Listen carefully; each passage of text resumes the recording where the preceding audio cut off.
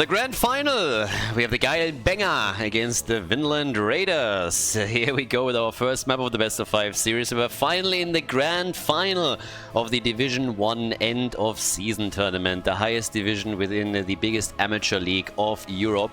Over on the left side, it is the Baengers with Ultralisk on Hanzo. We have Menildor on Stukov. Außensider is playing Vala. Darkmork rocking Tyrael at the front, and Hazorbs on the side lane, reliable as usual, this time with Leoric. To the right side of the map, the Raiders themselves with Sven on Zeratul. I'm going to dive for those squishies. We got Uki for Murden, Gavlo on Sergeant Hammer, Hunter Orc on Anduin, and Nano is playing Genji in game number 1. So they got a light bomb engage with Anduin and with Genji for the first game of our finals. Now once again, there's no drafts here. Reason fairly simple. Those games have been happening a while ago when we were still busy with the Nations Cup. There was a lot going on at the same time. But as promised, I'm not only covering the Division 1 tournament, but I will also look into some of the other end-of-season cups that have been played out in the last season of Heroes Lounge. And replays, of course, don't contain the drafting information. So for these tournaments, we have to do without the draft.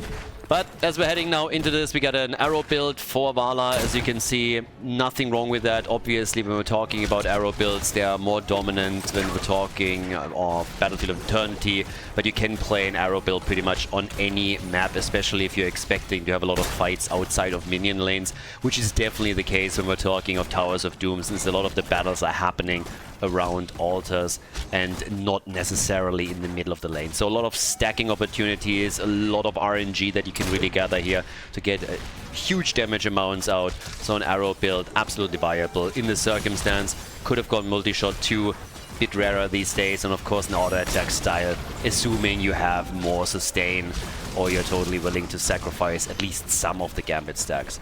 But Zeratul is going to try and farm not only Vala but also Hanzo, of course. We have an early invade from the blue team attempting to steal the opponent's pumpkins away. Now, nobody's really committing to the camp, so that means that even if they don't get it, it's not really a problem. Sometimes you end up in a situation where your opponent fights for the camp, gets it, you wasted a lot of time, didn't take your own camp, and now you're slightly behind.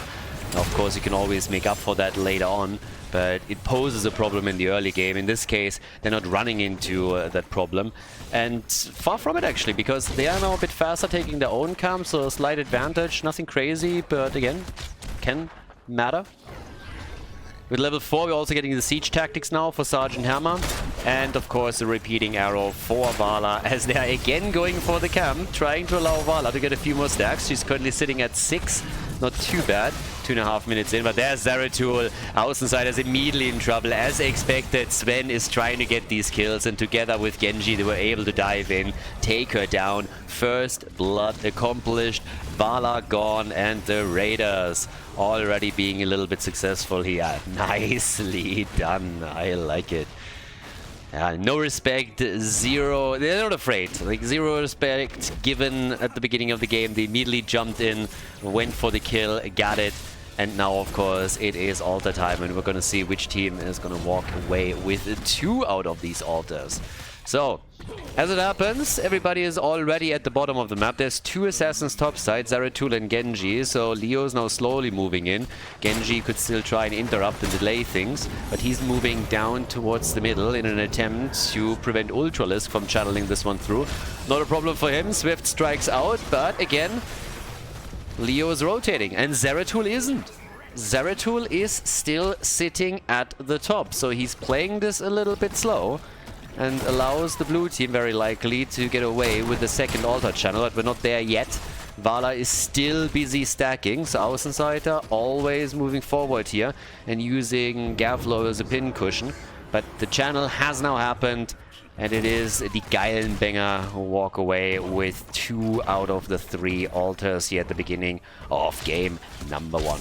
I haven't really talked about Zeratul's build too much, but as you can see, he's going into a Might of the Narazim build. We have a lot of mobility coming in with Shadow Hunter that he already focused on, so goes into the stacks on level 1. Wormhole now kicking in on level 7, so pretty traditional setup for him. Always, of course, with the intent to go into that backline together with Genji, get quick kills on Vala, on Hanzo. And in the meantime, we've now picked up Frost Shot for Vala, so she's currently trying to capitalize on that. If this was Battlefield of Eternity, obviously you would look at Monster Hunter, but there's no need to go Monster Hunter on this map in particular. Ultralis gets chased, and yes, this little interplay still works out nicely for the Raiders. They're getting a second kill, so that's 2 kills to 0. They're looking good here. 2 kills to 0 for the Raiders. Obviously up against a tough opponent. The Germans in blue were probably not expecting to run into this much resistance in the early stages of this series, but the Raiders, they're packing a punch. They're doing well, they're half a level ahead. Vala again with a few more stacks. And I gotta say that if Außenseiter continues this trend, then he is going to be pretty powerful in the late game. We have 15 stacks right now, so you can actually do a lot here. I'm personally quite curious what we're getting on level 16, because traditionally you would look at Manticore, of course, and most of the time we get that, even with an arrow build. But there is, of course, also the option that with this particular setup that he's running, with the Frost Shot now on level 7, that he's focusing fully on ability damage instead. I mean, time will tell. There's a few variations what he could go for, but we'll see. Now, double altar is up. Blue team is taking this one a bit slower. That might become a problem, because the top right has now been channeled, and Hazu is all alone here and might even die. He's not ghosting away just yet. Menaldor is helping him out. The rotation was coming. I think if they were a bit faster, they could have maybe forced a kill here or the altar, one of the two. But now that they had to rotate top, that also means that the Raiders have a bit more time at the bottom of the map to do damage of their own. And with the level 10 abilities that they already picked up, they can definitely do a bit more here. So already we're getting a kill on Leoric in the middle of the map. Even more chases are happening there as Genji is getting attacked, but down at the bottom, that's where bell towers are nearly getting converted by the Raiders. That's a big problem. There was a fantastic early game performance from the Raiders in regards to experience, so that helps them with the earlier level 10, and the heroic ability allowed them to easily push in here and do a lot of damage to that bell tower. So the guy in Banger, they have to recover from this. Now late game, again, they are scaling, as long as they can keep Vala alive. We have level 10 now, that gives us the arrow. No surprises yet. Stukov going straight into the massive shove. And there's the sanctification for Tyrael. Given the circumstances around Zeratul, who of course picked up Might of the Narazim, that doesn't surprise in the slightest. I would have been shocked to see Judgment here. I love that we're getting more Judgment lately, and you could combo it off also with Hanzo's arrow. But in this particular case, it makes a whole lot of sense to be a bit more protective of not only Hanzo but also Vala. Good shove here too, light bomb engage attempt, but then Stukov shut it down quickly. Very nicely done by the German team. And, well, with 22 stacks, Vala is slowly but steadily ramping up the damage, looking currently at 20,000. So not quite on the same level as Genji and Sergeant Hammer yet, but she definitely has the potential to increase that quite nicely as the game continues. So, time will tell. Now, Zeratul is continuously rotating between the lanes and is mirroring Leoric in his movements quite a bit. But now the next altar is up, and this time we have a single altar at the bottom of the map, so it's, yeah, I mean, now it's time to really see which team is able to sustain themselves better through the team fight. The moment has come. Everybody's gonna fight for this, and we're probably gonna see one of the few 5 versus 5s that we had so far. Already, Darkmoke is being forced back here. Vala still padding her stats on the level 1 talent. Is sitting at 28. Light bomb engage. The sanctification absolutely on point. Nicely done. But Vala still gets destroyed. Sergeant Hammer with the last hit. A 5 versus 4 in favor of the Raiders. And they build on it with a second kill. This time Leoric falls. It's 5 kills to 0. And now we're looking at level 13. Even Gavlo is saved and Stukov falls. Brutal, absolutely brutal. Hanzo gets farmed too, and the German team is just falling apart here. The Raiders are absolutely crushing it. Too many hero dove after Sergeant Hammer and were trying to get her, but it just was in vain, and 2 more died. Pretty brutal. So now the push is still coming here, and off we go. Yeah, they went deep for her. They went deep for Sergeant Hammer, but they couldn't work it out. I'm actually always curious, like, I always say they dove, and I'm pretty sure that I was taught in school that that is the correct tense to use, but every single time that I'm watching any American shows, podcasts, or whatever, they always say dived, so I'm not quite sure if we're looking at a difference between American and British English here, or if the Americans are just plebing around and don't even know their own language, but that is one of the few weird things that always happen, so I'm a little bit curious on that one. 32. That's the amount of stacks for Vala. Of course, the bell tower at the bottom left got converted, so bot lane control for the Raiders. But as you can see, it seems like the blue team, they really want this one back. They really want it back. 8 kills to 0. Ultralisk, he's going to be number 9. Yeah, he's dead. 9 kills to 0. That is number 10. And the Raiders, they're going through die geilen Banger like hot butter through cheese. Okay. Yep. Nicely done. They're just melting him away. It is brutal. So, 28 points on the core for each team. But the big problem is really the experience gap. I mean, we're talking 3 levels here. That's a little bit bonkers. Now that level 13 gets finally picked up by the blue team, we're already looking at Raiders eager to claim level 16 and pull even further ahead. And there's very little doubt that they're likely going to pick up both of these shrines. Uki should have, honestly, delayed the channel. I'm not quite sure what he did there. So, Vala dies again as they're diving deep, but both of the altars got channeled. The timing was a bit off, though, at the bot altar. They could have waited this out and gotten another point. Very likely this is not going to matter for the outcome of the game, but if it does, then this would be where they lost it. So, we'll see if it has an impact, but they could have definitely gotten a bit more out of this. I love Stukov, by the way. So he gets killed here, but he again prevented the light bomb engage, and that was exceptionally well done. Ultralisk is down. I mean, everybody's dead. It's a 5-man team wipe. Everybody's dead and gone, and just look at how the Raiders are crushing the Germans. They are absolutely crushing them. It's a full-on blitzkrieg as they are coming in and taking the German team apart. 15 kills to 0. The Germans are getting spanked over here. I mean, this is brutal. If this continues, they're gonna have to play the next game standing because they're getting their ass kicked so hard, there is absolutely no way they're gonna be able to sit down. That is a full control on bell towers, and this is just a disaster for the German team. They might lose it right here. It's 16 points on the core, and the shots are getting fired. If there's a few altars up that they can channel, then it's definitely lights out. So this is rough. Finally a kill. Zeratul down, Genji down. They're fighting back. The comeback, 6.5 out of 10. No comeback mechanics. It's happening, baby. Tyrael sacrificed himself for this. There's another light bomb engaged, and again, it's Meldor with Stukov that just says no. Not on my watch. Comes in, pushes him out. Leo still dies, and the shots are still getting fired. Altars are also being announced. The 3-level gap between the two teams. Full-on defense in the middle. The bell towers, they're still firing. And now the core on the side of the German team is down to 8 points. Vala dies again. That is kill number 18. The shots are being fired. Hanzo is dead. They're already moving down to go for the channel. And of course, this is a game. No matter what happens here, the game is over. Nicely done. Well, 2 points on the core. They got a channel 1. Garflo is trying, and he gets it. The lead, well deserved for the Raiders, as they are crushing the German team. Well-deserved victory in game number 1 of this best-of-5 series, of this grand final for the Vinland Raiders. GG.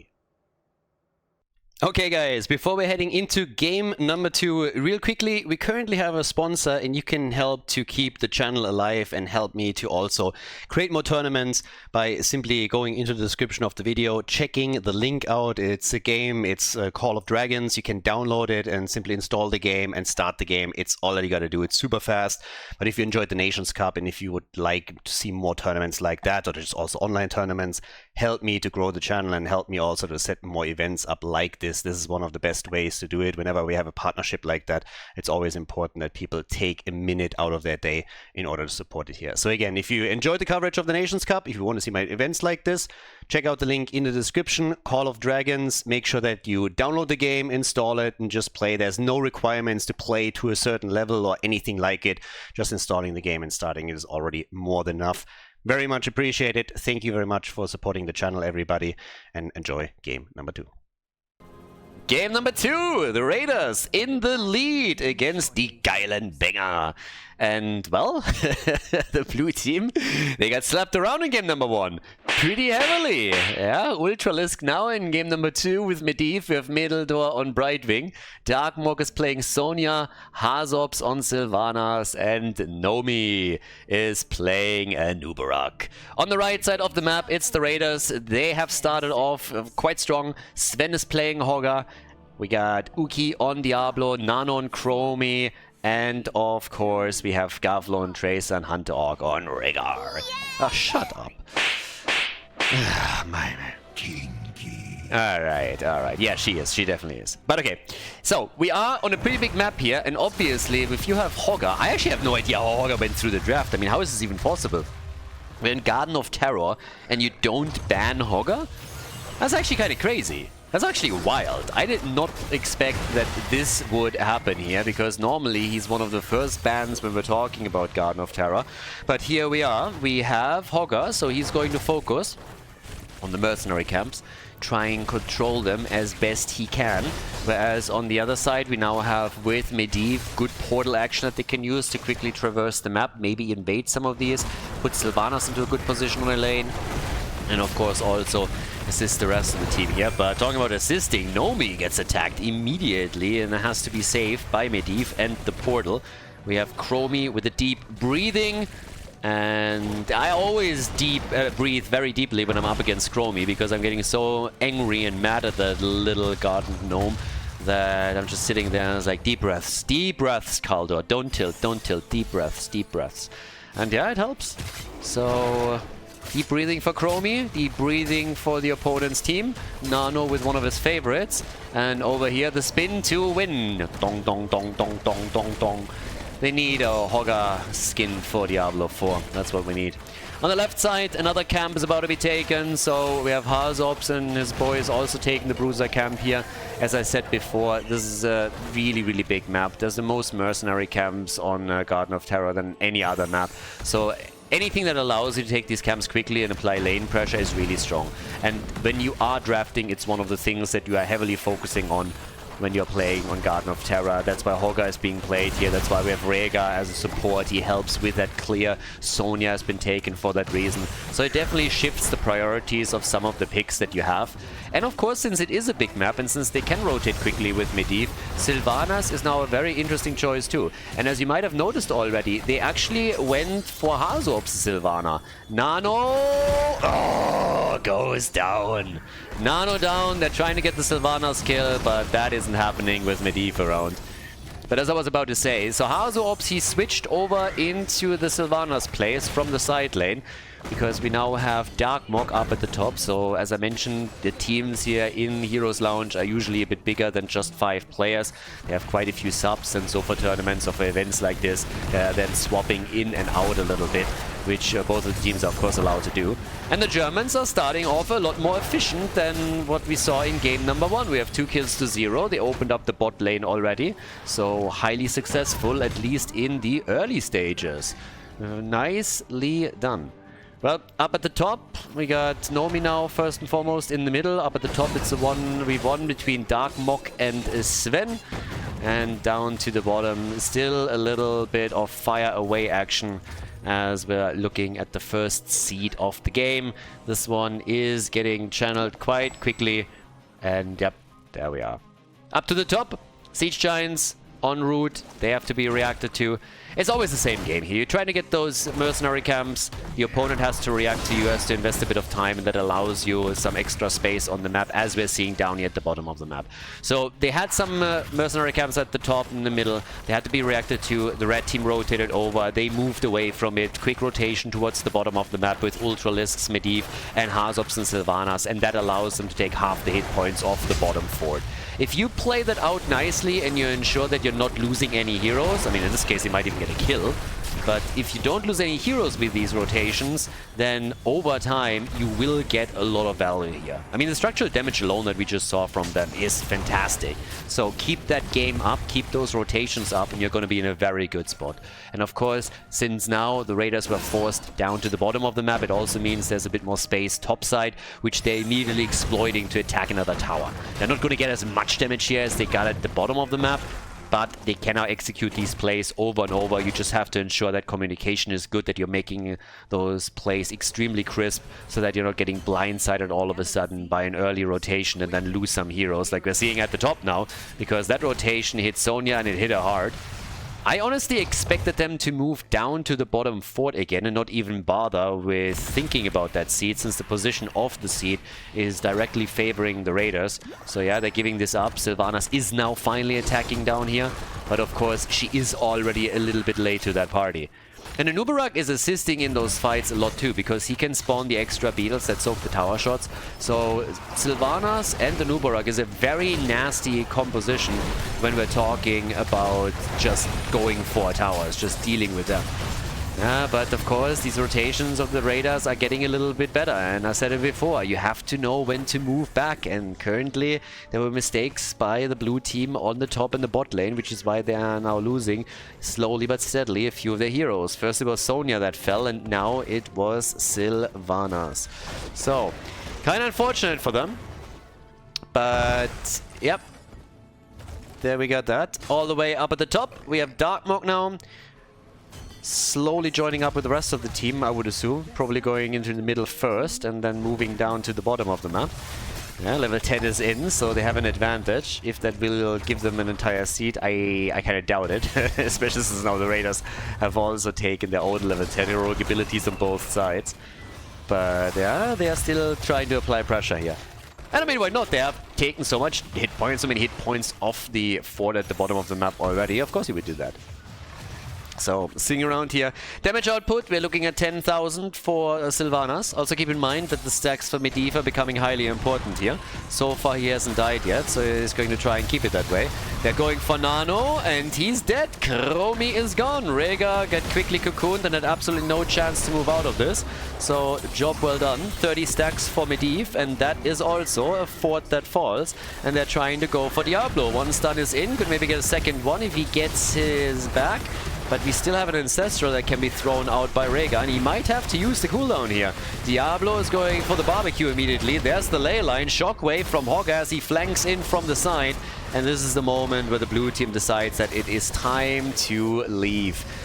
Nice Ancestral, keeping Hogg in play. 34 stacks now for Medivh. I can already guarantee you that he was the first one to tell everybody, like, guys, let's go. Let's go. I have 34 stacks. I do not want to risk them here. Please don't force me to stay in this fight. Let's get the remaining 6 stacks, and then we'll see what else we can do here. So, 34 stacks, 19 for Chromie on a level 1, by the way. The interrupts are still coming. 37 stacks now. He needs another 3. They would love to kill Medivh right now. He should really keep the shield to himself. Ultralisk is sitting at 38. You just gotta drop down once and hit 1 hit on 2, and then you're fine. Cocoon is out, gets blown to pieces. Anubarak misses the stun. Nomi with a zoning engage. Hazov's a bit low. They go for Gav low, and they take him down. Nice. Tracer gone. Great kill, and that is a second seed for the team. The Germans, they probably weren't too happy with the outcome of game number 1. I mean, they didn't only lose the game, they got spanked. They got absolutely destroyed. It wasn't even close. It was actually kind of funny how much they got wrecked. So, of course, they are very eager to redeem themselves in game number 2. And at least at this point, they are doing what they can to accomplish that. 4 kills to 2. Level 13 is going to be ready soon. We have 21,000 for Sylvanas. 13,000 as the top damage for Tracer. And Ultralisk, he's at 39 stacks. We're going to keep an eye on him. We're going to watch the bird now. We're going to watch the bird. He needs 1 more stack. 1 more stack. Come on, come on, come on. Imagine him being killed now. This is the bird cam, baby. This is the bird cam right here. It's all about the bird. It's all about the bird. Fly like an eagle. Alright. They got the seed, they got the garden terrors, but do they get Medivh's quest? Ultralisk is already in the back, portals are being set up, they're trying for Diablo, this is his chance, Ultralisk, and it's a win! Ding ding ding ding ding! Quest completed! All thanks to the bird cam, of course. Diablo is also gonna go down, I assume, and the Garden Terrors are brutalizing structures. The top fort is already gone. Down at the bottom of the map, it was already destroyed earlier. And as we have Sonya moving into the middle to try and take down the fort, the rest of the team is up at the top, hoping to damage the keep itself. So, here we are. More damage being done, level 13 on both sides, even Talons at least. They're already diving a bit in and out. But there's only one Garden Terror that is still in play. No talent advantage, so the German team deciding that right now they are probably better off rotating away. They did a little bit of damage to the keep. They broke through the wall, but that's all that they're gonna get here. The chase is on the other hand. So they're really trying to chase now, but with Ultralisk's quest completed, choke points are also quite nice for him, of course. We have, at this point in time, Diablo with only 33 stacks. And yep, that's it. But yeah. By the way, always joking that the reason why Diablo does maintain 25 stacks at all times, even when he gets killed, is because these are the souls of the Heroes of the Storm developers and executives that just abandoned the game and backstabbed the community, and they can't be redeemed. But I also have the feeling that those were the only developers that they have left, because the spaghetti code that is Diablo 4, it really makes you wonder what kind of code they had to salvage in order to get that game going. So I feel like all the talent has really moved away. And then Diablo keeping a couple of souls hostage doesn't help their case either. That's apparently just what's going on here. Big dive behind the gate. Top side, that's where we're seeing Tracer pushing for fort. I mean, Germany, I already say. Too used to the Nations Cup now. The German team trying for level 16, and of course also trying to now really use that momentum that they built up and hammer it home. But yeah, 27,000 for Sylvanas, 30,000 for Chromie. Chromestar currently top damage in the game. And Tracer has killed the top fort, but the problem for the Raiders is that now they're trailing again in talents. So with level 16 for the Germans, they can quickly move into the middle as they just did and take the fort down. Might even be able to knock another wall down at the keep, but it seems like they're totally happy to fall back for now, maybe grab another seed. This one is still up, and it's not only about taking it, but you also want to deny it to the opponent. Diablo is slowly building those soul stacks up. He's sitting at 72. And there's the channel happening. No interrupts possible anymore. Darkmoor claims it. That's the second seed. Sorry, the first seed for the Germans after they got their guard terrors. Shockwave is out. The shields are there. Ooh, that ley line. Yeah, they're prepping for a kill. Off we go. That's the moment. Wailing Arrow have been used as well. In comes Chromie with their own ult. Tracer is getting murdered by Azorps. Well done, the Ancestral keeps at least Sven alive, at least for the time being, but Hogger is not out of this yet. Uki also getting caught again by Medivh, and I suppose that Diablo is not gonna make it here. Diablo down, so he's destroyed. 7 kills to 2. And yeah, that is looking better and better and better for the blue team. They have a level lead, it's even talents, but you look at the minimap and of course structurally there is just a gigantic advantage now for the boys in blue. To the top, Hazorps gets a bit of an assist as they're also attempting now to steal the Siege Giants away. Keep in mind there's multiple heroes missing for the Raiders. They're still dead, so this gets easily taken. And oh boy, that engage is looking good. Hogger gets isolated, and I do not think he's gonna make it here. Yeah, they want him, and they're gonna get him. And with another seed spawning, they will likely claim this one too. It's a 1.5 level lead, and of course, running the numbers advantage here, they can take away another mercenary camp. Yeah, those dirty little thieves. And look at Gavlo. He has to deal with the bottom of the map because now the entire wall here has been opened up and that keep is under pressure. The keep at the top, yeah. I guess we all know what's going to happen here. So, no chance of holding this. Tracer hasn't even moved. She was immediately aware that ain't happening.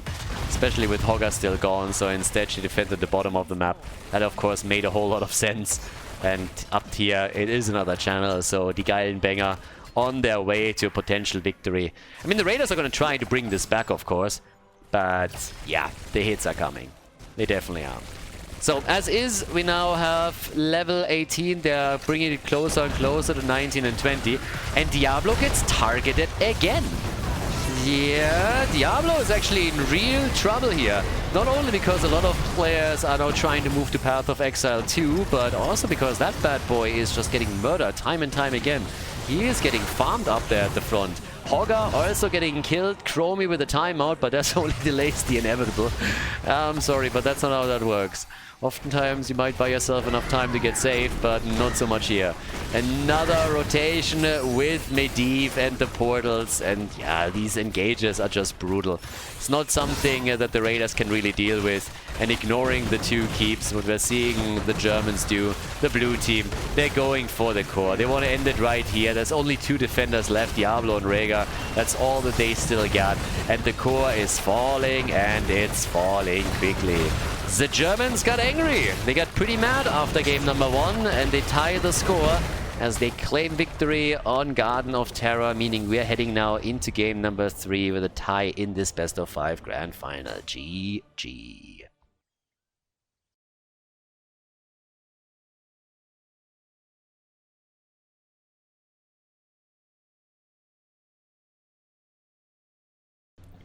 Game number 3, the series is tied. Okay, we're going to Alderac now. Over on the left side, die geilen Banger against the Vinland Raiders. The blue team with Ultralisk on Hanzo. We have Meneldor on Brightwing, Hazops on Dehaka. Außenseiter, this time with Tracer. And Nomi on Diablo. And over on the right side of the map, Global versus Global. We got Gavlo and Falstead for the Raiders. We got Hunter Orc on Anduin, Sven on Blaze, Nano on Junkrat, and Uki is playing Johanna.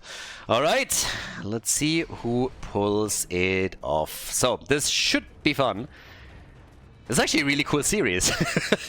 I was a little bit afraid that we would get into this, and after their performance in the semi-final, the blue team would just absolutely stomp their opponents and, you know, easily take this with a 3-0. But far from it. Game number 1, the Raiders looking exceptionally good, doing a fantastic job crushing the blue team.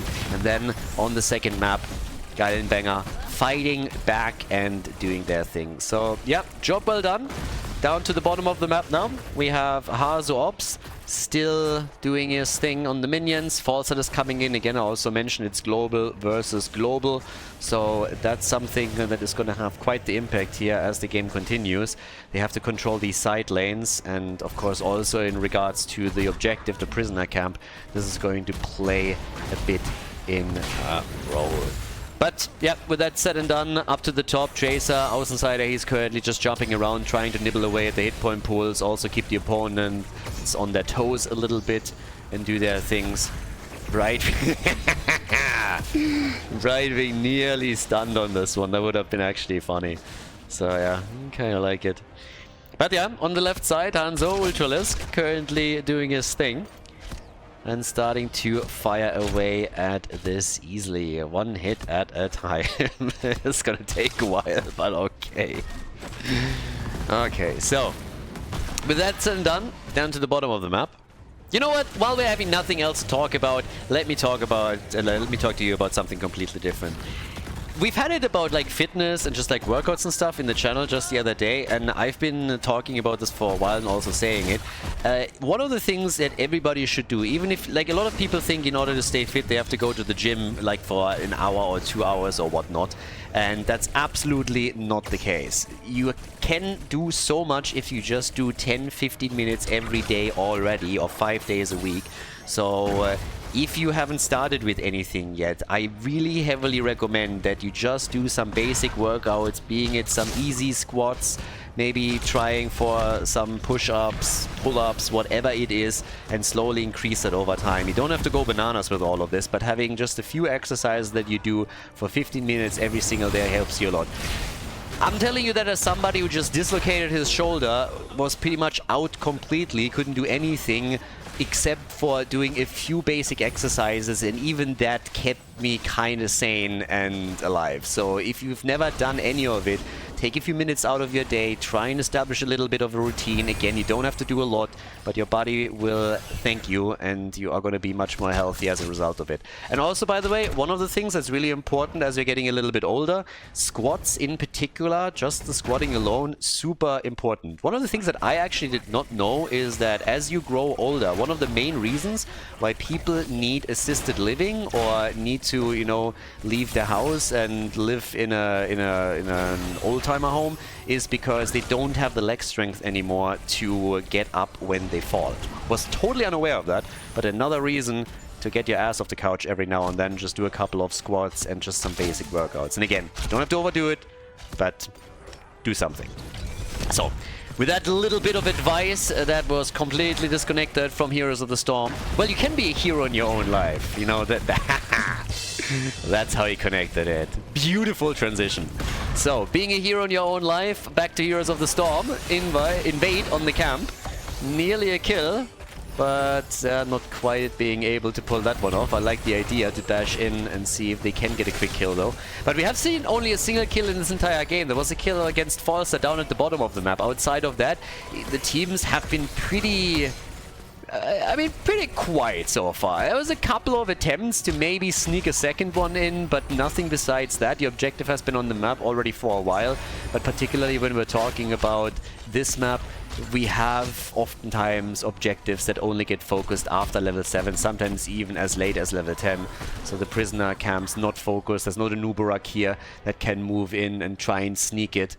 We have, yeah, just everybody dodging around it a little bit and see if somebody else is trying to move in. Of course, there's a mobility with Tracer, so they're dashing in and out, trying to get some scouting information. The Haka, Falstad, they're still doing their things on the side lane, but experience is fairly even. I gotta give credit to the Raiders in particular, on the other hand, because not only did they do a good job at the top, as you can see here, but they also have taken a lead in experience. Blaze with another quick hit, and yep, is able to get out. So, yeah, people don't really know this, but Blaze is actually the hero that Greta hates the most, because not only does he spill oil everywhere, but he also sets it on fire afterwards. So she is not a moose. How dare you! In the middle of the map, we still have Dibbles and the rest of them double checking what's going on around the camp, because slowly and steadily the Raiders are putting a few more heroes into the mid lane, going for potentially an attack here. Down to the bottom, it's chicken time! Yes! More chicken for the KFC basket, I like it. And off we go. So, good shots. But yeah, first prisoner camp is now getting cleared. Well, at least they're trying, but obviously they lost Falstad. They got level 10, but so has their opponent. So we have everybody now moving in.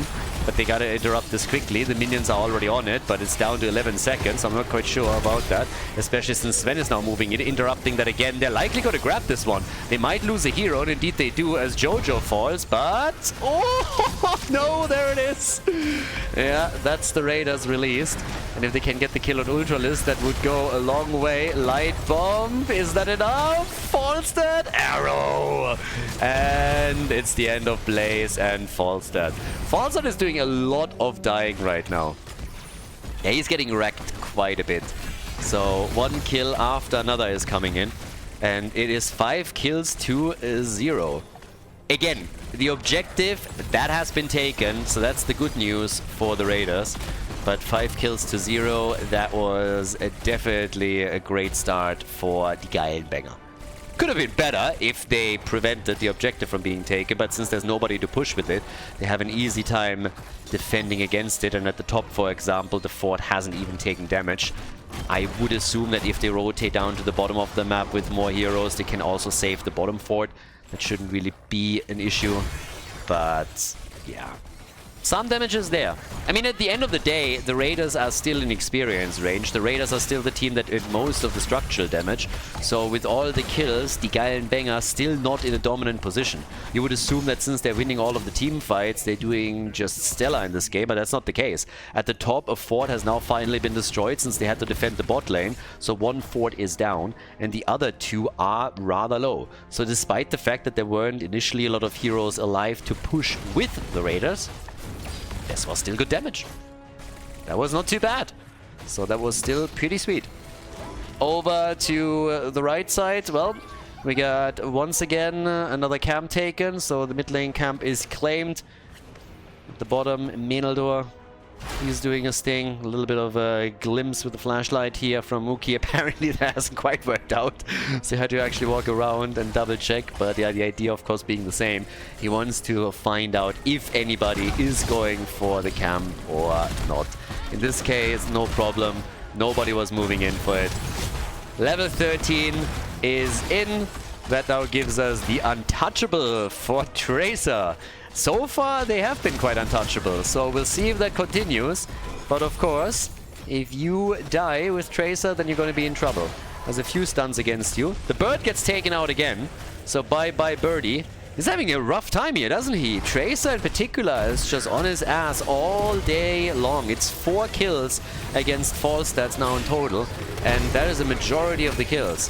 Außenseiter wants another one, and he gets Junkrat, so whew. Seems like the Geilen Banger are going for 2 in a row, aren't they? That's 8 kills to 0, make it 9. Yeah. Addy has something to say about this one as well. And it's a triple for Tracer. Oh baby, a triple! And down to the bottom, that's an immediate boss pick. So, it's a dominant performance. Right now, things are looking incredibly good for the Geilen Banger. Tracer is at 4 stacks already, so right now basic attack damage is being increased as well, more damage for her, and she is already threatening the opponent's team even without that bonus. Now that she has it, Junkrat and Falstad are going to be in even more trouble. The red team has moved towards the top to take their own boss, but of course there is a bit of a time gap here. There's a massive time gap here. I mean, look at this. They are still busy with it, while down here the fort is about to fall. So this is actually a huge advantage now for the Geilen Banger, and they can move on to the camp right away. So this boss has the advantage that he doesn't have to go through a fort anymore, but the position for the blue team is great. Not only do they have the boss at the bottom of the map and the objective about to hit, but in addition to that, they are getting closer to level 16, which would give them a talent advantage to boot. That's kind of nasty. Yeah, that's pretty nasty. That is a very, very good starting position for them as they now continue with this. So, as we speak, we have level 16 kick in. They are fighting for this one. The Hakas at top could fly in. Tracer, again, with good damage. Still needs to be a bit careful. Arrow comes out, hits 2. Tracer's coming in. Außenseiter has to be careful, doesn't want to lose that bonus. Riptire kill on Brightwing. Finally, that's first blood, and they get a second kill. 2 kills for the red team against an opponent that has a talent advantage over them, and they even drop Nomi. That's 3 kills in a row without level 16 talents.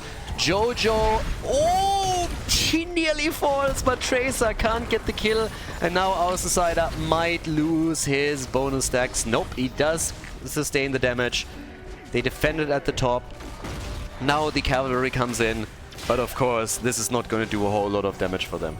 It's a bit of a weird game. Guys, they're coming back. They're back in it. They hit level 16. They were talent down. The objective was already taken. Now finally get a kill, at least a kill on Jojo. They're trying for Junkrat. And they get him. So that's 2 kills. Tracer fully stacked now on a level 13. But I gotta say, this was quite the play from the Raiders. Down a talent and they move in, get 3 kills.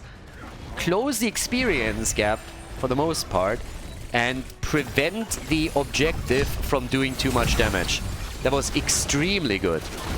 Now there is still an advantage currently for the Geilen Banger, but when we're talking structures, it's 2 forts against 1 in favor of the Raiders. Kudos. Nicely done. Another arrow though. Falstad is just getting farmed. I mean, apparently the blue team really loves chicken because they go for the bird whenever they can. That is 5 deaths on Falstad alone, so he is currently responsible for nearly half the deaths on the red team. And they are just threatening him time and time again. And of course the comp that is being played by the blue team is fantastic for it in the first place. But yeah, another fort is gone. They're going to try and chase again. Keep in mind, Falstad is currently not here. Even if he comes back, he doesn't have Gust available just yet. Tracer ult on the minions. Not quite sure what they did this time, but apparently our side got pretty mad at them. There's another kill as Hanzo. Yeah, Jojo just got Hanzo'd. The next pincushion in this game. So, 13 kills against 3. And boy, oh boy. The Germans! Furious. Absolutely furious performance. Oh, but look at that. They're trying for it. They're trying to gust them away and steal the camp. It did not quite work out with that angle. Tracer was pushed into the wall, so not off the point. It was an interesting idea here by Khaldor, but the angle didn't quite work out for them. Would have been, of course, nice. The problem for them was they had only 4 heroes on the map, so they couldn't move in with the entire team, so that was kind of unlucky.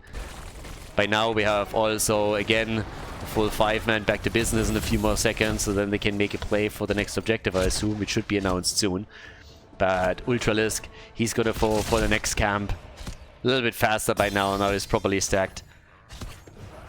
And Falstad, as he should, is taking over on the side lane. I mean, he has to. At this point, Falstad is just responsible to stop the bleeding a little bit on these side lanes.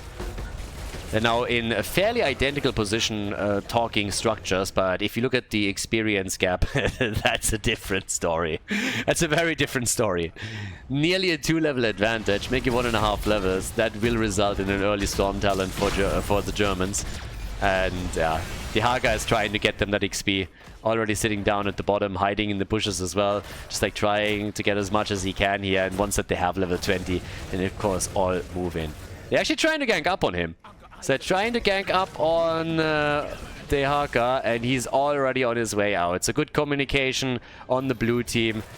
No chance for the Raiders to get that kill. And instead, the objective is now slowly taken.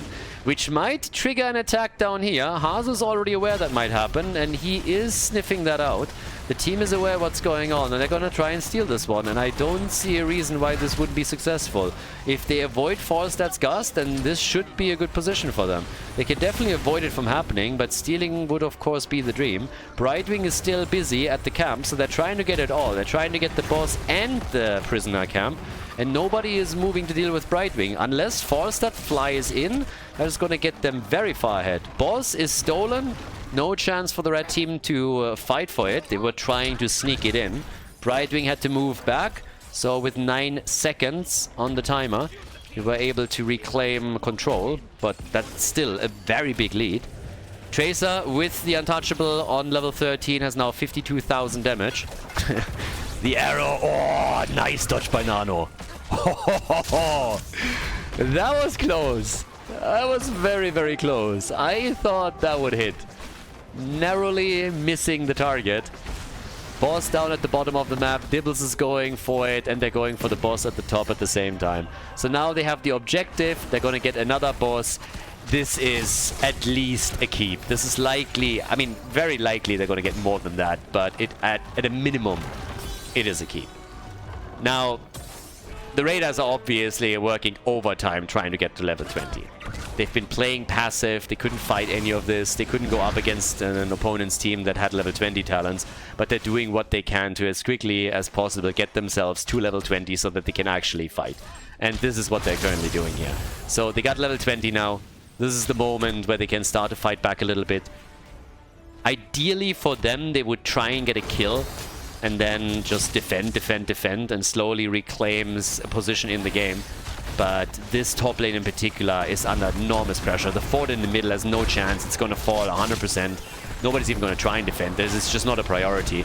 But here at the top lane, that keep should fall. And the keep at the bottom of the map is also getting damaged, especially with the Haka still being bot side. So they're going to lose one for sure. If they're losing 2, that would be so much worse. But this one is down to 50% HP. Dehaka has now taken the one at the bottom of the map. Fort in the middle has also been lost. So 1.5 keeps is what the Raiders still have. But they're still fighting. They're still fighting. They're still battling. They're not giving up on this. 13 kills, 2-3. They're doing what they can here. Obviously, this is not really threatening the boss in the core in any way, shape, or form. But it's all about kills now. I like also that the Geilen Banger are not being too aggressive. They know that now that both teams have level 20, they cannot just simply go in and YOLO this one out. Keep in mind, that top lane, the wall is gone and the keep has taken damage. So if you make a really, really dumb play, your opponent is going to cross the map, is going to take the top keep out, maybe even go core. But at least take your keep. So you have to still be careful how you play this. You might have dominated for the last 7-8 minutes, but you still have to really focus on this one. So at this point, we have down to the bottom of the map, Sven just still doing his thing. Went over here also into the burn notice at this point. A little bit of a slow in. Oh, big arrow! Straight into Nano's face. The arrow kill by Hanzo. That wasn't even a stun. It was an insta straight up kill by Hanzo. Great arrow. Well done, well placed. Junkrat had no chance. And that is an invitation to go for the top keep and take another one down. So, well done, well done. This should really help them to go for the top keep. They're hoping for a kill though. Actually going for Blaze here, alright? Light bomb, the engage is... Oh, that's a dead Hanzo, isn't it? Yep. Ultralisk is ultra dead. Nomi gets saved, but that's the comeback. I love the Raiders. I really, really love how persistent they are. These guys are just coming in time and time again, and they are fighting back, believing in themselves. Now they lose Jojo, but they nearly get the kill on Hazorps. They're fighting tooth and nail. I absolutely love it. They have such a good competitive spirit here. It is really admirable. 72,000 damage from Tracer. She's soon going to double the damage from Junkrat. He's sitting at 40,000. That level 13 talent did so much for them in this game. Huge amount of extra damage that they got here. 15 kills to 4 in the meantime. Already waiting for the camp to spawn again. Very diligent about it. Objective is also up. Nobody has really taken that yet. But yeah, well done, well done. This is still interesting. I mean, the Raiders could still win this. I know it sounds a little bit silly considering how the game has been going the last couple of minutes. But all that needs to happen here again is another triple kill by the Raiders as they pulled off earlier in the game. If they do that again, they have a solid chance of crossing the map, taking a keep, and maybe even the entire thing. So, yeah, this is gonna become an interesting endgame. Very interesting late game. So, we have already, yep, everybody dancing around the objective again. Of course, Dehaka, Falstad, both super important now for the globals. I highlighted that already at the beginning of the game. If you have a draft like this, on such a big map, they are gonna play a huge role on it. Level 23 versus level 22. And with 43 stacks for Falstad in his level 1, he's at 40,000 damage as well. 40,000 damage for him, 41,000 damage for Junkrat. Less shield, the engage is happening. Stun into stun, Diablo is immediately there and also dropping his own ult to try and zone them out. But the Riptire kill, and Diablo is dead. They were trying to use it with the isolation from Gamslow's wind tunnel to make sure that they can secure that kill, and they did. Of course, he had the soul stack, so Dibbles is back to business. A bit weaker with the hit point pool, but this is exactly the way that the Raiders gonna play this. Used a lot of ults, obviously, in this one, but so did their opponent. Falstad should be the one to deal with the top. They still have to push this back so that they are not losing keep. But look at the blue team. Moving in and trying to get the lead on the objective. So, yeah, without heroic abilities, it's going to get a little bit dicey for the Raiders. You gotta be careful here. And since they are forced into the fight, their top lane is again exposed. Could become a problem. Time will tell. For now, it's again about the objective. They're stopping it at 27 seconds. And here, yeah, this is working out nicely for them. Okay, so they're going to be able to stop this one. This is not going to become a problem anytime soon. We're 22 minutes into this third game of the best of 5. Yeah, things are looking good here. 15 kills to 5. It is definitely a bit of a highlight, isn't it? There's the channel, so now objective control has been taken by the Raiders. The arrow is out. Hanzo with the first stun. Wind tunnel. Uki, light bomb. The timing and the coordination on this one was a bit off. That should have be communicated a bit better. 27 to 40 is the situation now. And also, in the middle, we have a camp coming in. So this one also important. Could open the wall up. Down here, Diablo trying to channel. Falstad slowly moving back. He needs to be very careful. He's definitely on the squishy side, so they have to be watchful. Haas, on the other hand, in trouble. Gets healed. Brightwing. Riptire coming out. Riptire. Bit more damage. Zones them away. And everybody is slowly dropping back. The blue team is realizing that this is not going to happen anytime soon. And in the middle of the map, they lost half the wall already. So tower and gate have been destroyed 23 minutes into the game. This is coming down to the wire. Everybody is fully aware that any fight that you engage into now could be your last. So you have to be super careful around this. Everybody is going for camps again. We have it happen on the blue team side, on the red team side. Gavlo is defending the bot lane, is ensuring that they're also picking up some extra experience there. They're still trailing, of course. It's level 24 to level 23. There is a tiny advantage in stats that we now see for the blue team. Arrow and Jojo, the pull-out king, saves her bot.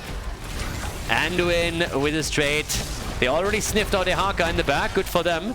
There's the leg attempt, and once again it's Anduin to pull the target out. But the channel is continuing, and now they're in a really bad spot. But Tracer dies. That's big. That's huge. That is absolutely huge. Tracer is gone, and that means that her level 13 stacks are reset as well.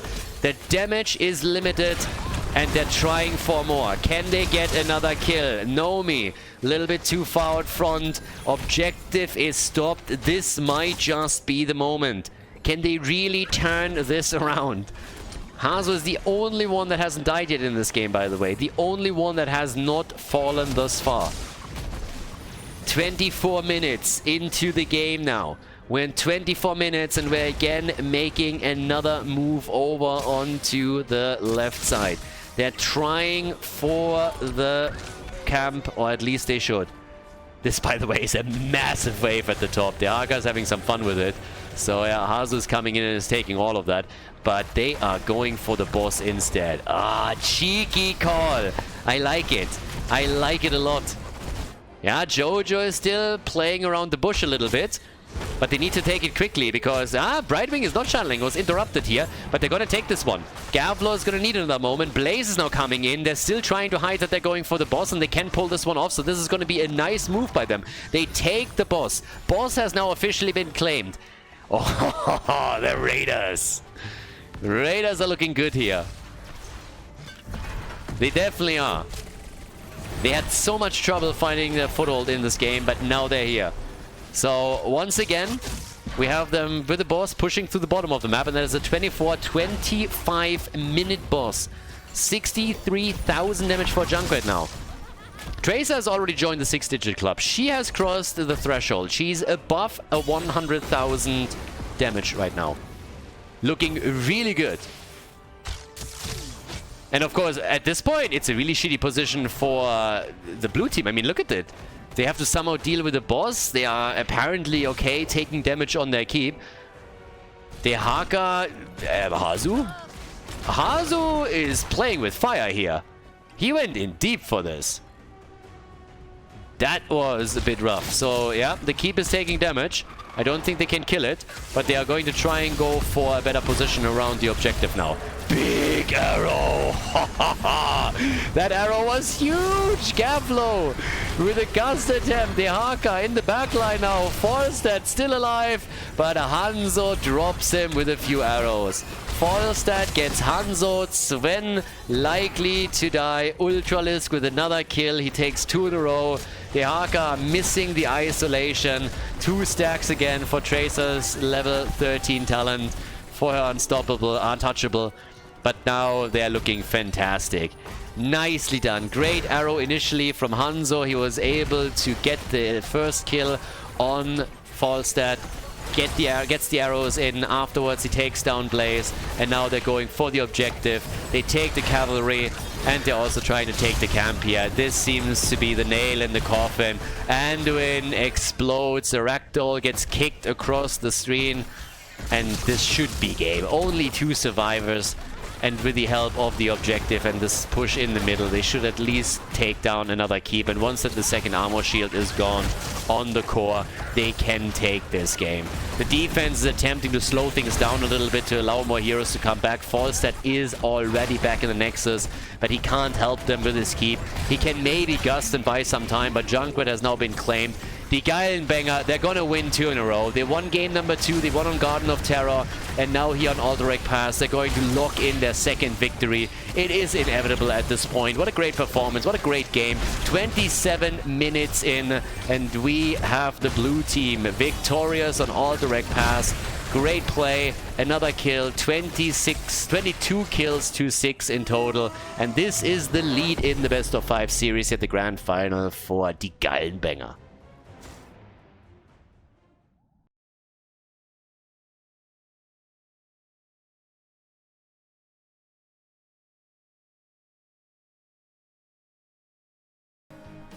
Game number 4, match point number 1. The Germans are getting confident. They want to end it here and take the victory at this end of season grand final. We have them on the left side now with Cursed Hollow being the map.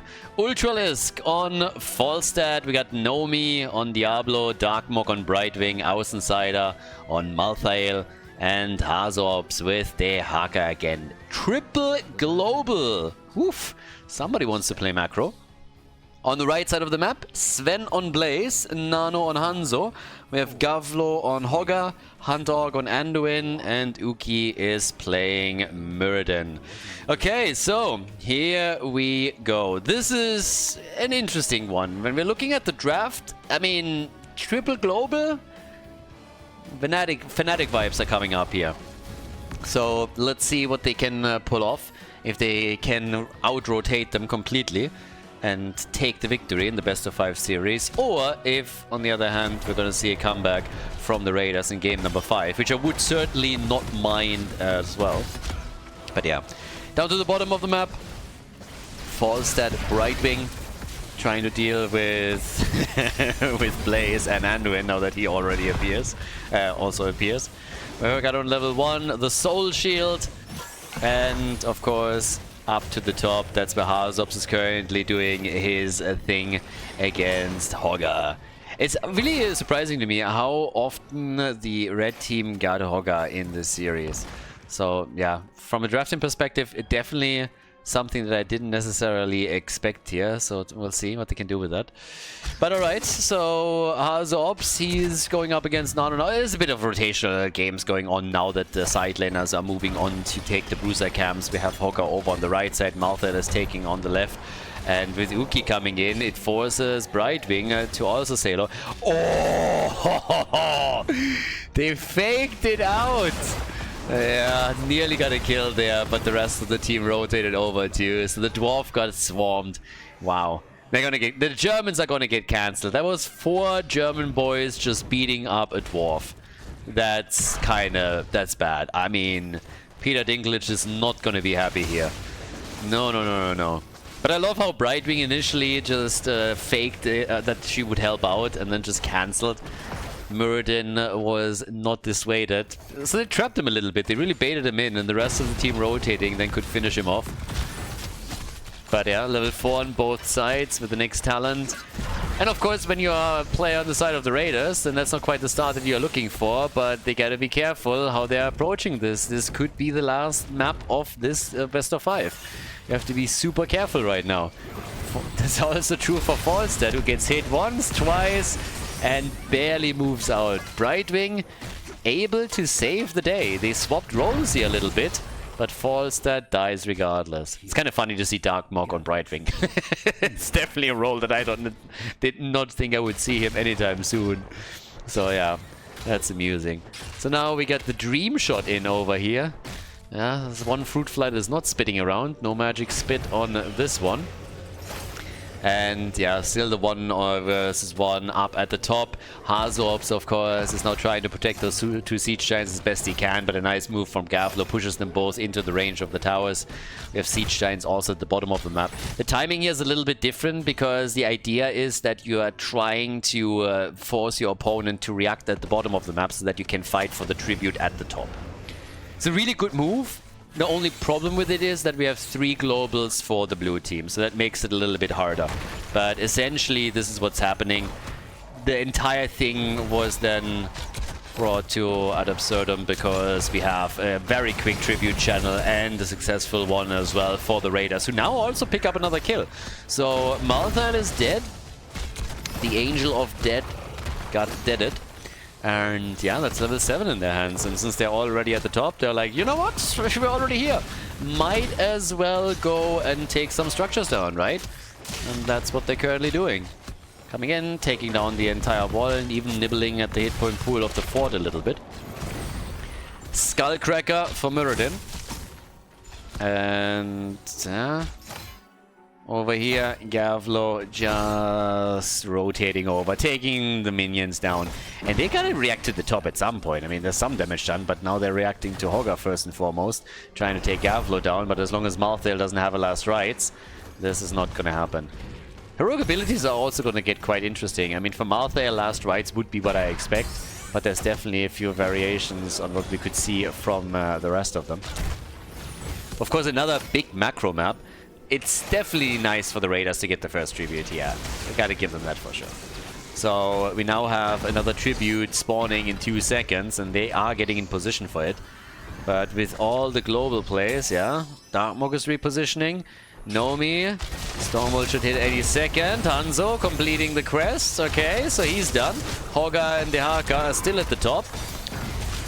And Dehaka is moving in. That leaves Hogger alone topside, so he could pressure the fort. He can't help down here. That's a 5 versus 4 in favor of the Geilen Banger. Ultralist therefore secures the channel. And it doesn't really seem like Hogger is getting any value at the top lane either. Already the rotation back topside is happening, so yeah, he doesn't have time to actually attack the fort itself. We have a bit of outside poke from Sven here against the wall, but that's it. Nomi isn't hit by the Stormbolt. They lock him down for a second. Skullcracker, on the other hand, did a bit of a number on him. If they could have blocked him a bit further, that might have been a kill. But as is, he moved back out, so no problem for him. Tribute spawning now at the bottom right. But all the way up at the top, Hazorps still busying himself with another wave. It's a bit more of a tame game, honestly. We have 3 kills at the 6-minute mark, so still some action happening. But nobody is getting overly aggressive here. And the Raiders, of course, they were trying to invade a bit earlier with Uki, but that backfired. They have to be careful. You can't lose this one. You can't make a stupid mistake and then you just lose the grand final because of it. Arrow is out. Light bomb follow-up. The 2 of them caught. Brightwing trying to help out. Good heal. But is it going to be enough? Außenseiter is still in trouble. And there's another stun. This time from Blaze and Nano together with Blaze. They're getting the kill. They hope for a counter kill, but Anduin is there once again. Falstead. Sven is having some absolutely on-point stuns here now. This is actually nasty. Really nasty. This were like 3 top-notch stuns in a row that he now got with the jet propulsion. Okay, he missed that one. He missed that one on purpose just to make the rest of us feel better. But Anduin gets licked and killed. Would actually be funny if like the Dehaka comes in, licks Anduin and just lets him go. It's like, disgusting. Oh god. Top side, we got 3 kills to 2, and seems like that fort is not gonna make it. So the tribute still got interrupted a few times. Gets interrupted again. They're buying even more time. Nice. Look at the Raiders. That is pretty awesome. And Hogger is not even coming down here. Hogger does not care. Hogger is like, boys, I got this. I got a PhD in PvE, and I'm using it here. I'm taking this one down, 1 bolt at a time. Takes it on. What is this shit, by the way? Gavlo, come on, really? The Mecha Spider Mount? I just lost all respect for that man. Oh, last rites and denied! He's alive!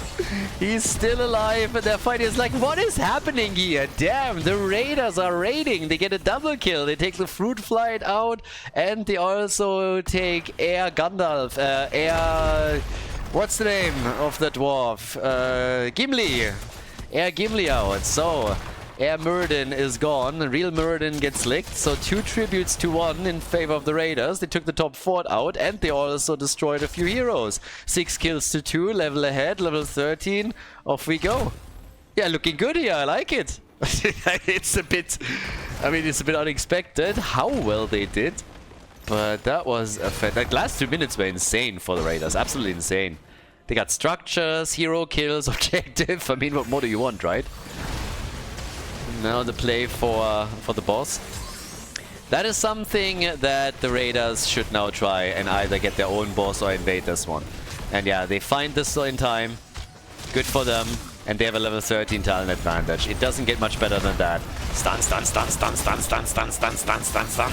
Diablo cannot play the game. Diablo cannot play the game anymore. He's just sitting there, hands off the keyboard, and he's like, boys, nothing's working. So he's dead. He's the first one to die.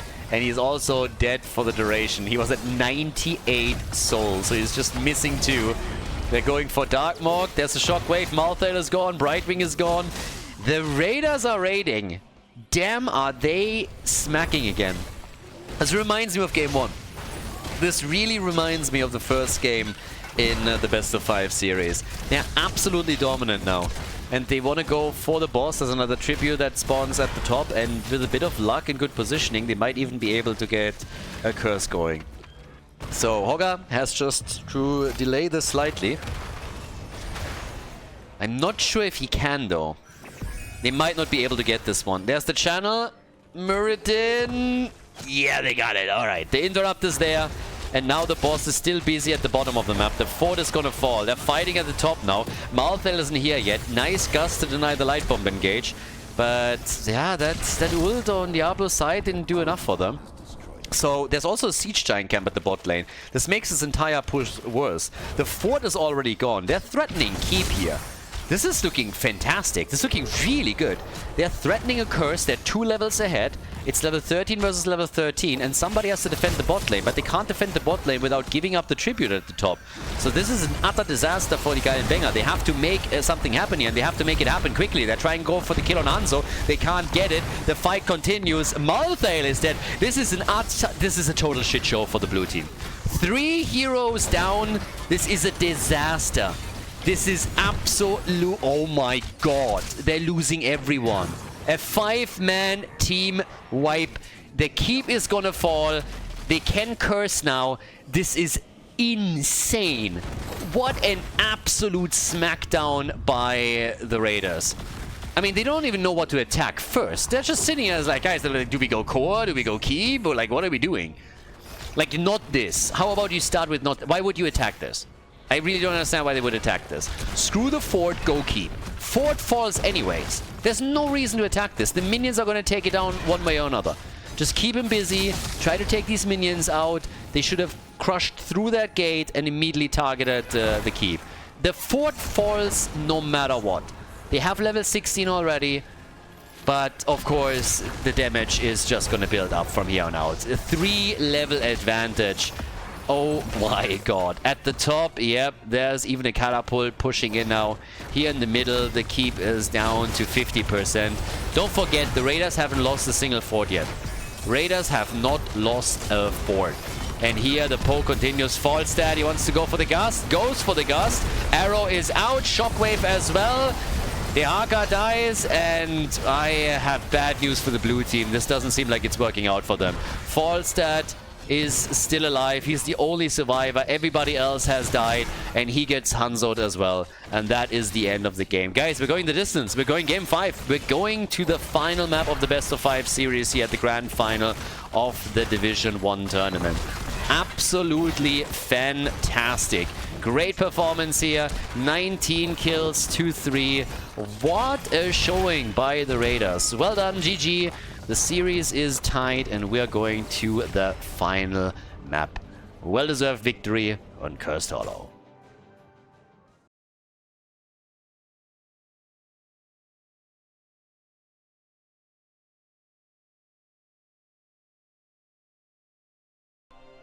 Well, it all comes down to a final map. We're going game number 5, and it is Sky Temple. The Raiders, they brought it back, and they're here to win, apparently. So, can the Germans bring it back? Yes or no? Awesome series, fantastic grand final. I'm really loving it. On the left side, we have Ultralisk playing Kerrigan, Außenseiter on Genji, Hazops on Leoric, Dark Mok on Muradin, and Menaldor is playing Anduin. That's actually nasty. Light Bomb engage with Genji and with Kerrigan. Ultralisk got his Kerrigan. Let's see what he's going to do with it. On the right side of the map, Sven on Blaze, Uki on Anubarak. We get Gavlo on Hogger. Hunter Orc is playing Bredwing. And Nano on Junkrat. And of course, the first thing that you gotta do, always fight for vision. Ultralisk's Kerrigan on map number 5. Oh boy, they are definitely in for a world of hurt right now. Yeah, this is definitely a thing that you are trying to avoid normally, but apparently they thought they can deal with it. They got Brightwing, they got some stuns with Anubarak and also with Blaze. So let's see what they can do with that. We have right now on level 1 the Hyper Shift. Bit of a battle already happening up at top. And talking about battles, Ultralisk is moving in and is looking for a good angle for a stun comp. So, let's see what he gets with that.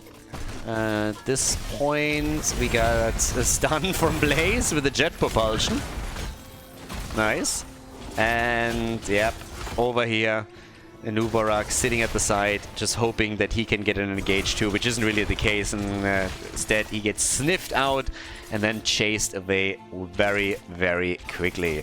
So Anubarak is still good to go on the left side of the map. We're having in the meantime the first camp being taken at the 1 minute mark. Of course, all of the mercenaries are spawning and the teams are taking advantage of this right away. This isn't only true for the Germans in blue, but also for the red team as they are claiming their own bruisers. So off we go. Not a single kill yet. I mean, we're all in the game, but this is map 5. And it is a map where, of course, it all comes down to structural damage.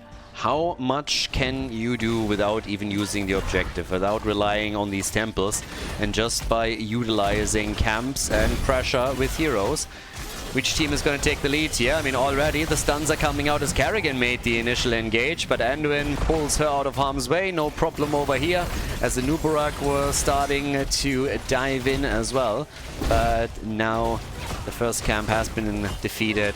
They got a bit of damage in on one of the towers. That would really help if they are claiming the top temple later, or the top, the top objective. But okay, so bit of a defense happening here as well. And it all comes down to the final map, right? So you have to be cautious how you're approaching, especially the center. If you have a bit of extra vision, that makes your life a lot easier. One of the reasons why the two teams are currently fighting for it. And Außenseiter with Genji is now trying to get them another camp, but Sven is going to... I actually think he saw that. They're seemingly trying to go for Kerrigan, and you know what? This might actually be a kill. This should be a kill. Ultralisk is low and gets out with 100 hit points. I'm not sure if he saw the approach towards the Siege Giants when he rotated down towards Kerrigan, but they could have also decided to just go for the Siege Giants instead and take them. Hasn't happened. Didn't get the kill either, but it was a close call. That could have been a kill. Now, of course, first set of Siege Giants has been taken. Hogger is just spinning like crazy to ensure that they are taking one too. They actually have shots on both temples now, so good start. Good beginning. And if Nano is able to take the entire thing here at the top, they're going to do an enormous amount of damage to that top fort and might even be able to claim it. So interesting situation that is starting to play out there. Leoric against Junkrat up at the top, both of them just still fighting it out, but here in the middle the same thing is more or less happening. So there's a lot more shots that are being fired now for the Raiders. They've taken half in the middle, whereas Leo is slowly taking over up at the top, but even there we had a few shots fired, and now Hogger is starting to claim position. So they're breaking through the wall in the middle. They've done the same thing more or less already here as well. So overall, I gotta say, the Raiders off to a decent start. They're definitely giving them a run for their money. Hikael and Banger, they had the lead and they had the match point in game number 4, but now that the red team took over again, They're doing a great job with all of the damage that they're bringing in. At the top, half of the HP gone on the fort. Down here, not even the wall is destroyed. So this is really promising, at least in the early game for the Raiders.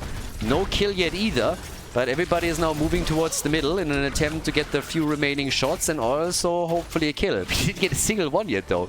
4.5 minutes in, no kill yet. But with the last remaining shots, it means that the entire wall is now destroyed. So definitely a victory on the first objective for the Raiders. And a big one at that. That was not a small win that they got there. That's actually a big W, at least from an objectives perspective. Slight lead in experience, thanks to the XP they got through the structures now too.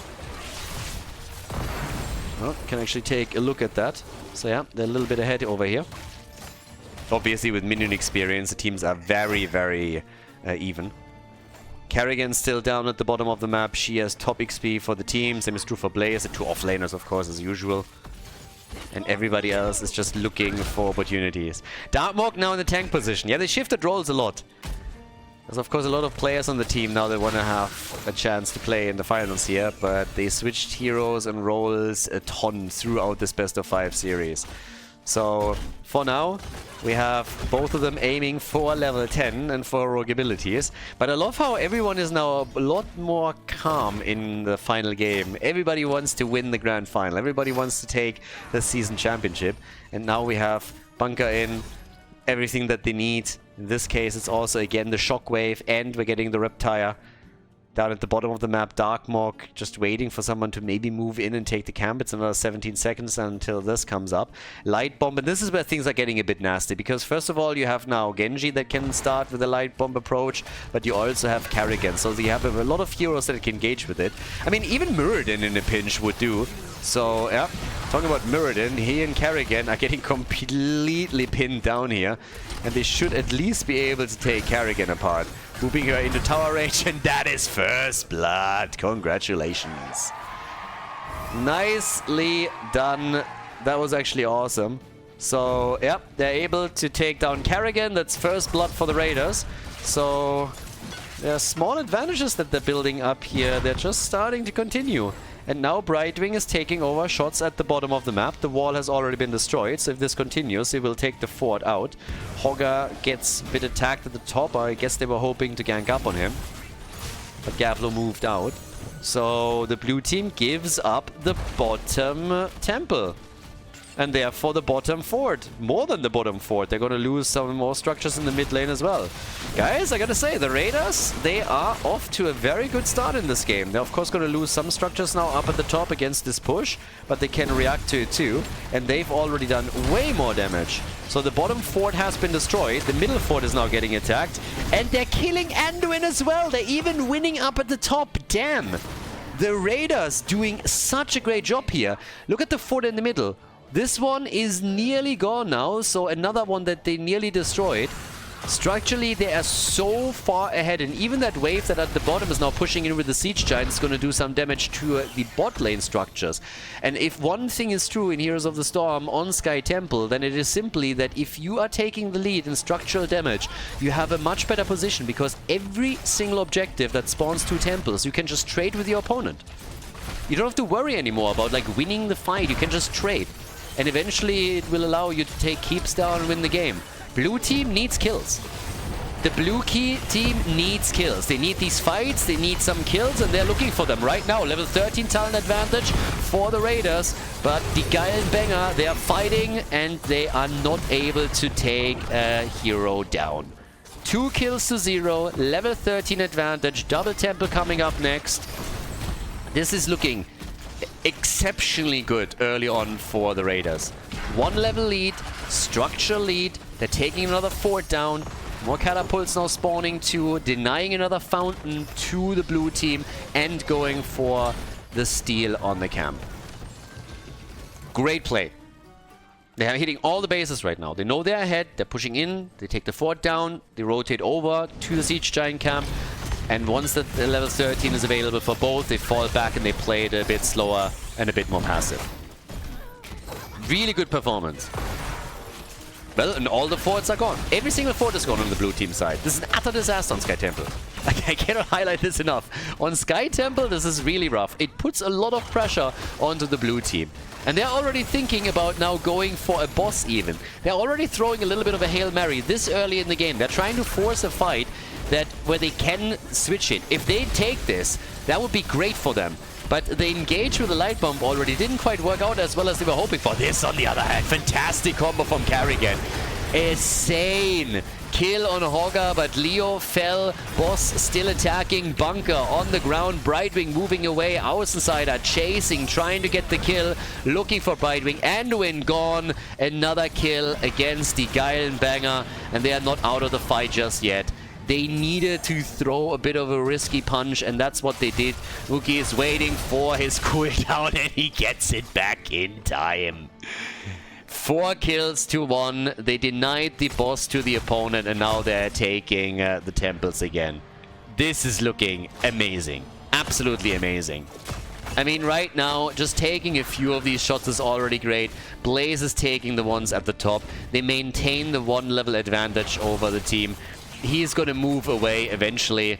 Already just moving out, eats the Storm Bolt, but they don't have to win this fight. All they had to do was soak some of these shots, and it's already game in their advantage, because they are going to get the entire thing up at the top. But now that they're moving in with even more heroes at the bottom of the map, there's a chance that they are getting even more shots from Temple number 2. Carrigan! Ultralisk is again ultra low. Trying to move back here. Topside keep is getting damaged, by the way. And down here, they're about to get level 16, which would help them even further. Außenseiter is down. The Raiders, they're wrecking them. The Raiders are absolutely destroying the Germans. Again, Meneldor falls. Kill number 6. Keep at the top is getting attacked. Blaze is moving in. They're going to take this one down. And at the same time, Darkmork is stopped at the bottom lane. Cannot escape. This is such a fantastic game for the Raiders. It honestly, it beggars belief. What a fantastic final. Back and forth from the first map to the 5th, but here the red team, they turn it up to 100, and they are just looking so damn good. Brightwing with a few more shots fired through the temple. The team is moving in. We have Siege Giants, a Griefing Catapult in the back that can't drive around. That man should lose his driver's license immediately. That's an F if I've ever seen one. Absolutely horrible performance from that Catapult. Just like spinning in circles, not doing jack shit. But the Siege Giants, at least they're on point. They're firing away against the keep. Brightwing is now moving into. Leo is gone. The Germans are getting murdered. They're going down one after another. Ridiculous. 8 kills to 1, 2-level advantage, and boy oh boy, the Raiders are raiding them hard. 2 keeps are gone. They haven't lost a single fort just yet, and now they're moving back, starting to take. Siege Giants might go for the boss as well. The only thing that can bring the blue team back into the game would be a big team fight victory. And honestly, they gotta throw in another Hail Mary. They have to go for the boss again. There's no other way. They need to wait for 16, and then they have to attack the boss. What else are you gonna do? Play a slow game? That ain't happening. So yep, there they are, already taking position. So what they're pretty much trying to do is they're baiting them. They know that they have to go for the boss. This might look to some people like a pretty dumb move, but it's the only thing they can do. They are losing the game already. They have to make a big splash. Sneaking this one is the only thing that they can do. And look at the Raiders. The Raiders are actually saying like, nah, we don't care. Take it. It's fine. The Raiders know that while this is a very risky play by the blue team, this is also pretty much their only chance to still win the game. If they get a team fight here and they win the team fight and they get the boss, small as that chance may be, but if they make that happen, then they have a chance to end the game and turn it around again. Not end the game, but turn it around again. Draw even. So they don't give them that chance. They're just saying like, yeah, you don't get that. But if you do that, you have to also move away and can't be forced into a fight like this. That's the other thing. So losing Blaze in that situation is a little bit unfortunate. So it's all good the way that you're playing this, but you have to at the same time then maintain also your 5 heroes on the map. So there's a big double wave that is moving in. But of course, the red team is much more eager to play around the temples. But with the temples both starting up when Blaze is still gone for 30 seconds, that's a bit unfortunate. So this is really annoying for the Raiders. Losing Blaze in that situation after you just intentionally gave up the boss, That's not ideal, to put it mildly. So, yeah. With that, we now have, again, them starting to fight this out a little bit, slow things down. Boss has taken the bottom fort, not more than that. Shots are being fired. There's still a temple at the top that hasn't been touched by any of the teams yet. But yeah, here's the next play now being made, and they can't lose. They can't stagger deaths now. If they throw this. Imagine them throwing this game. Hazu is still there, Cocoon is out, alright, so they're trying to go for another kill, and Anduin is just getting murdered. This is the problem with Anduin. He's such a weakling, he's so defenseless, he's so bad, honestly, that if he doesn't stay in the back, he's always getting killed. So if you're as weak as Anduin, as helpless, then you need to stay in the back line. So, yeah, Anduin gets caught again, and he's not the only one. They're gonna kill everybody. This is gonna be a 5-man wipe, and this is gonna be game. They got level 20 already, so they're gonna go for core here. A little bit of a hiccup for just a second, nothing of consequence, but I gotta give a big shout out here to the Raiders. That was quite the performance. Really nicely done. I was afraid that we might get a 3-0 victory for the guy in Banger, but boy oh boy was I wrong. What an awesome final. Map number 5, back and forth performance constantly, and now we have a victory with a 3-2 for the Raiders as they claim victory and the championship of the season here at heroeslounge.gg. Congratulations, well played, and as I mentioned, a well-deserved victory for the Raiders.